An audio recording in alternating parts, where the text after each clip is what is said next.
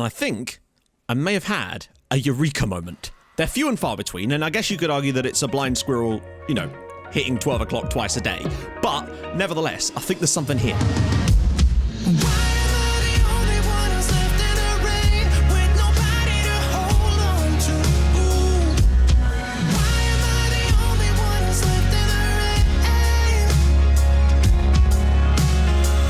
And welcome back to another episode of Rebuilding Bolton. If you're still enjoying it, drop a like on the video. That would be amazing. It's been a season of struggle for us, in many ways, I suppose.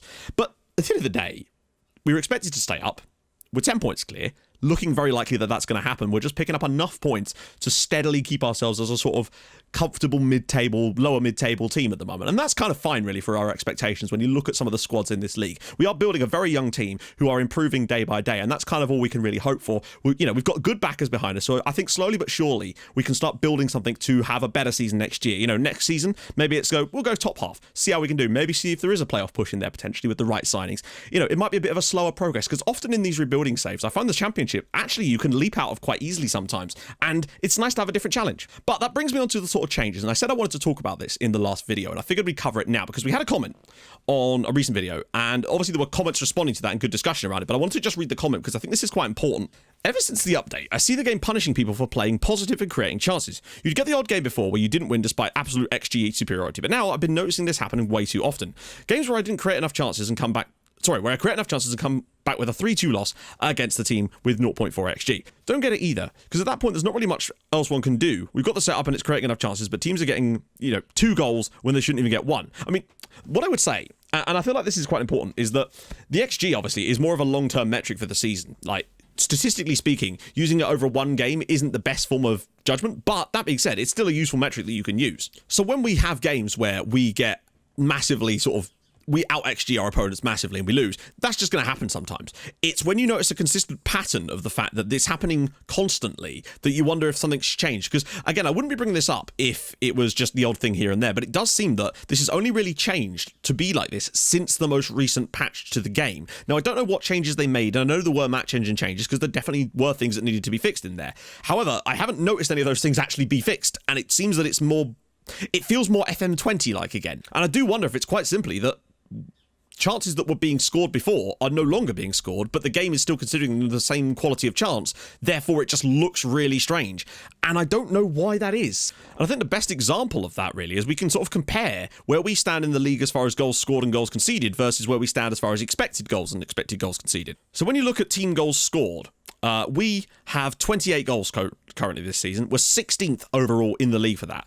As far as expected goals for, though, we're 8th. We are 8th on that one, so we are but the thing is, we're not really underperforming at our XG by that much. What it seems to indicate is that a lot of other teams are massively overperforming their XGs, although we are slightly underperforming it, but only by like 2 goals. Like, if we had scored those 2 goals, we'd only move up 1 position. And the same thing seems to apply on the defensive side of things. So we've conceded 31 goals this season, so we're 13th defensively. So we're better defensively, ironically, in a way, than we are going forward as far as compared to the rest of the league. 31 goals conceded. And this is the thing. We have the best expected goals against in the league. The best. And that is nuts. Because this is the more telling one for me, is the fact that our opponents seem to be able to score much worse chances against us. Now, there's reasons for that potentially. I feel like having a better goalkeeper definitely could make a difference in that, and that is something we're going to definitely look into, because I've noticed Ziege making a lot of mistakes. But what it also comes down to is things like we saw in the last game against Blackpool, with that weird situation where the defenders just don't defend a lot of the time. And yeah, low quality chances seem to be going in a lot more than they were before. And I think that's genuinely the main thing. I'm not even sure if it is an attacking issue. It's more of a defensive thing at the moment, because we're actually still very strong at the back. We're just conceding a lot of goals now. Now, obviously, that isn't the be-all and end-all. I'm genuinely not saying that it is, because I don't believe that you can just look at that and go, well, we should be doing better. But I'm just sort of comparing and contrasting to what it was like before to what it is now, and something is definitely different. So today, we're at home against Stoke. Let's just try to get this one back on the right side of things, eh? Let's just make sure that we get something good going. And although we haven't had a lot of rest, so this could be a problem, and we're not... What on earth, my sister, are you doing? We have strikers, sir! Goldson may well have to start because Temenushkov is knackered, understandably so. Smith, I really don't want him anywhere near my team right now, but with Fameo injured as well at the back here, and Brooking as well, this is going to take some shaking. I think I'd honestly rather bring Ewan in, and then maybe even Doyle. Played Doyle as the libero. Not great, but I think he'd probably do the better job of the three. The fixture congestion is extremely stacked up at the moment, but we are going to persist with this other form of the system. I want to get through to the end of December with it so we can have a proper look at what maybe changes it's made. But nevertheless, let's go out there and try, see what we can do. Like, we've performed well against some of the better sides in this league this season. Maybe today could be another one of those performances. Who knows? Although, with the fact that we've got Goldston through the middle instead of Temenushkov. Then again, Temenushkov has shown me nothing over about the last 5 or 6 games to make me think that he's ever going to score again at this rate. So maybe having someone like Goldston in there isn't the worst thing in the world. He has only scored 2 penalties in the league, but he did get that good header in the cup, so maybe there's a chance for him anyway. Jed Spence down the right-hand side for Stoke City now. If you could maybe try and tackle... There we go, we've got a good tackle in. No, Everton's got it. Graham Goldston, he's got time. He's got space. He's what has happened to him there? And he's pulled it back from Matthew Smith. How slow is Graham Goldston all of a sudden? He's not dissimilar in his acceleration and physical stuff to Temenushkov, and he really just showed no acceleration when he received the ball there. Something I'm also noticing, Barlow's in for Stoke City, and he slots it home. Something I've noticed a lot is that despite the aggressive press and the way we're playing, we're not winning the ball off people as much as we were before. People seem to be able to stand there with the ball at their feet, and our players will not tackle them a lot of the time, and it leads to these situations where teams are able to get further up the pitch against us and find these little balls into that space there, and Barlow with a lovely little finish makes it Stoke City 1, Bolton 0. No surprises there. Goldson knocks it down for Smith. Can he find the pass in? He can, but no. But Mumba's got it. Better work. Bree, go on, have a shot, James. Oh, and it's clipped off the crossbar. The amount of times we've hit the crossbar this season. Stoke have just been better than us, really. Just undeniably better than us. So far, this game has just been a classic case of they have a better squad than us and are winning as a result. Well, as a result of being better than us, really. Mumba is dispossessed by Navarro. We just don't seem to get those kind of tackles enough, unfortunately. Gabriel Souza. Okay, it's wide out there. He's going to slot through and, well, it's just a very good goal. Gabriel Zinio, great name, by the way. 2-0 to Stoke City. Very comfortable finish. The sort that Temenushkov was popping away very comfortably, and he now just doesn't get and doesn't put away when he does get. It's just gone completely flat for us lately. It's a very simple finish for him, though. Fair play to Stoke City. Good goal. What can we do? Well, what can we do about it? Defend better. Back for Doyle. Oh, lovely ball for Lostak. Yes! Petter Lostak, Bolton 1, Stoke City 2. Great goal, and his first goal for the club too. That seems to be the only time I'm seeing us really do much, is getting the ball out in these wide areas and playing these earlier deep crosses to those back post ball. Admittedly, this is actually from quite central. The lovely ball from Callum Doyle. Great finish from Lostak. Goalkeeper maybe could have done a bit better, but there's still a chance for us potentially. Even Booty's playing poorly.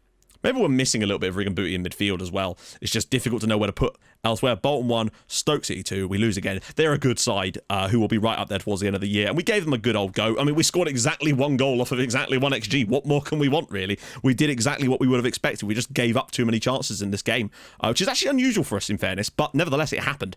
And we now need to buck our ideas up further. So, game's off camera, and we'll see how this goes. Again, I suppose. Right then, guys. We are back. And I think I may have had a eureka moment. They're few and far between, and I guess you could argue that it's a blind squirrel, hitting 12 o'clock twice a day.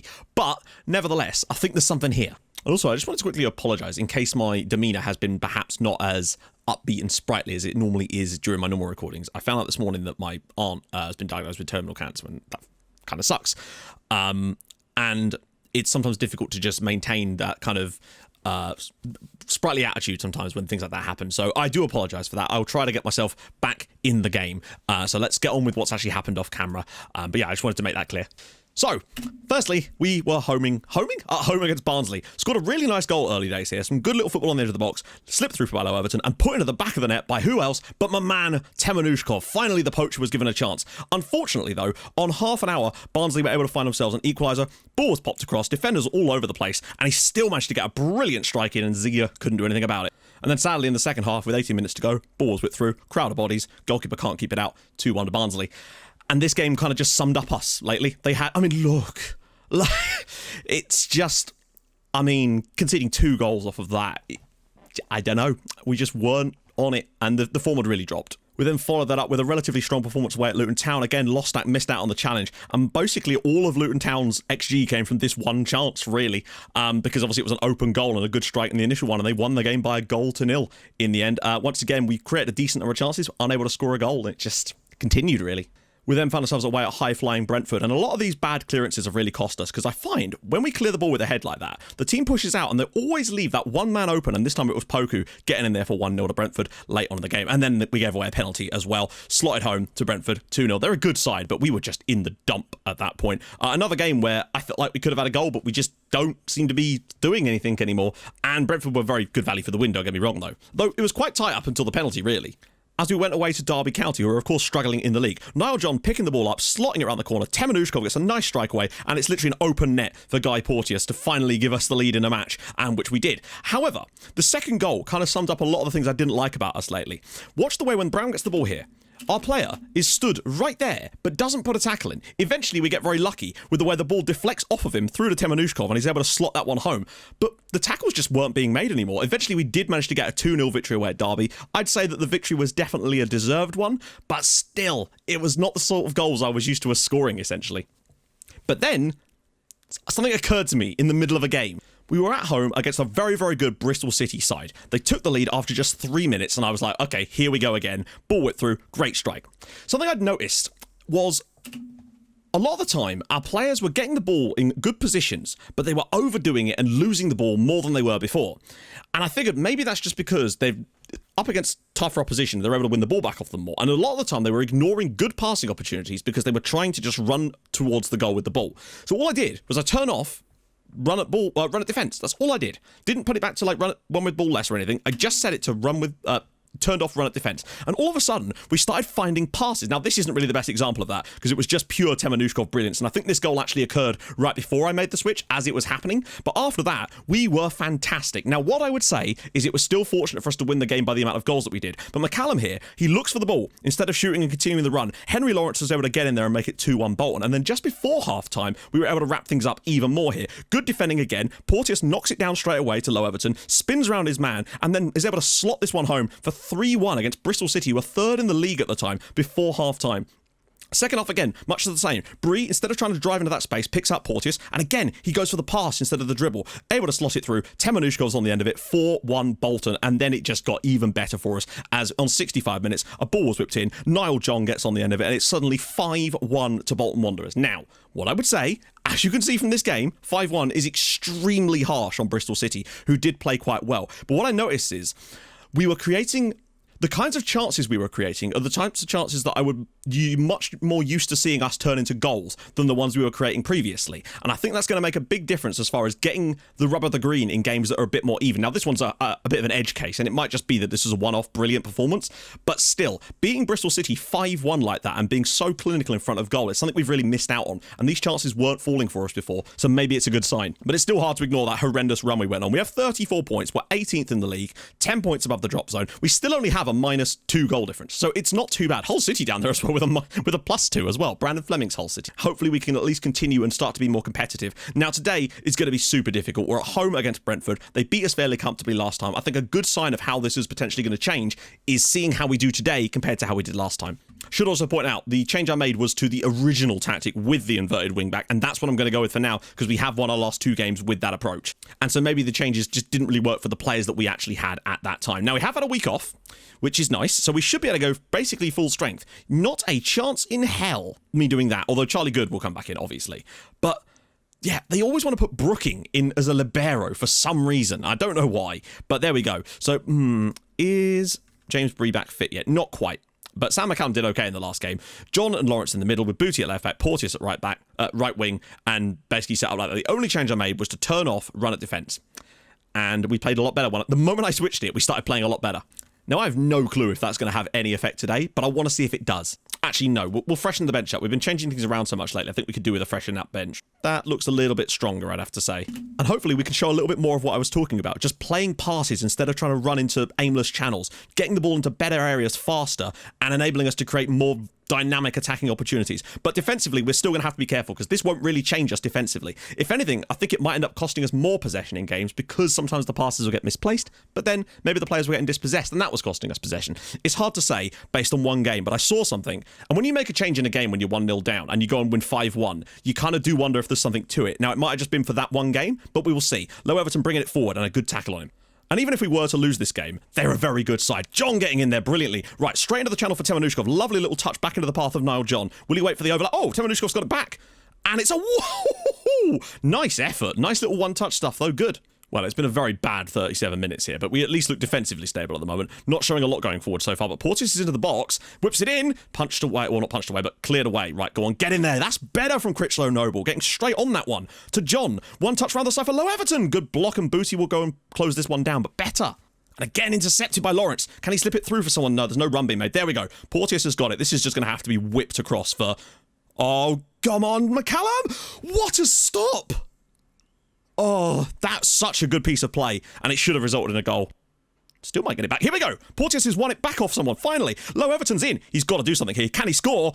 Oh, he can! Bolton 1, Brentford 0. This is what I mean. Winning the ball off of teams further up the pitch, although that wasn't dissimilar to the one against Derby, I've got to say. But at least Porteous actually got in on the guy a little bit more, which was great. And he's able to find a nice ball into the channel for Low Everton, he's looked very good since I made these changes. That's his second goal since we did it. And we lead at home to Brentford. Exactly what we needed. And we can make it 3 out of 3. That would be superb. And Porteous ghosts past his man. Can he peel it back for someone? He's found Lawrence. Spaces in the box. John's on the edge. Oh, lovely first touch. Great save from the goalkeeper. But that touch to take it away from the defender was glorious. Oh, I was going to say it's looking good, but there's 2 minutes to go. We've got to highlight. I mean, even a 1-1 draw wouldn't be the end of the world, but it'd be nice to just see us hang on to one of these for once. Poku. Jensen. Don't foul him. Don't foul him. Don't foul him. Don't foul him. And oh my God, is that going to be an own goal? Oh, well, I mean... At least they didn't score, I guess. Like, he doesn't even try to tackle the ball. He just sort of stands there and lets it hit him. At least the other guy didn't score. I guess that kind of evens out some of the luck that we had in the last game. But still looks positive signs for me. Like, a much better performance against a much better team that perhaps on another day we get the win in this game. Bit unfortunate perhaps not to.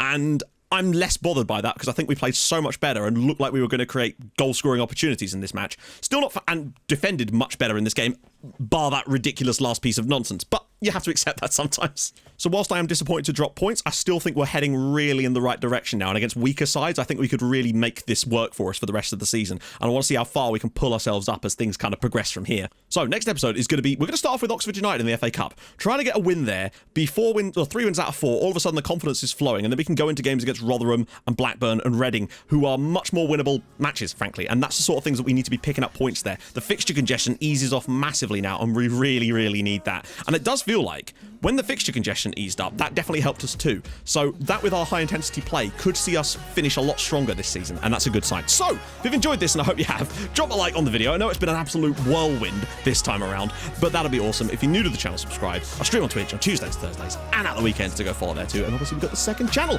So I'll see you guys soon. Thank you so much for watching. Hold your gun. Capybara. Bye-bye.